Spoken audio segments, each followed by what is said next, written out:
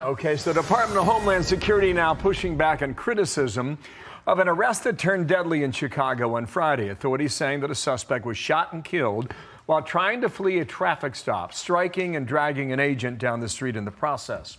The follow-up, Broadview, Illinois. Alexis McAdams is there with more. Hello.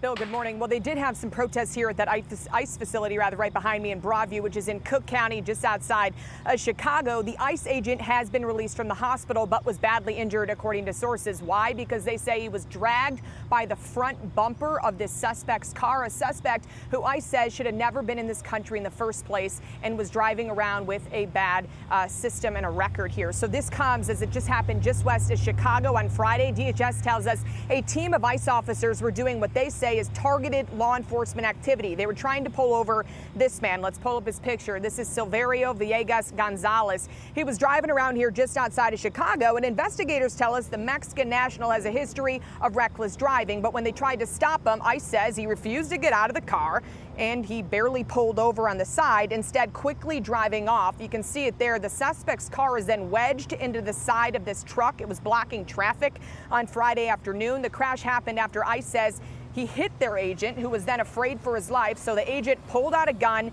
and shot and killed the suspect, according to the agency. Democratic lawmakers didn't want ICE here in the first place in the sanctuary city. They now want an investigation, saying something just doesn't add up.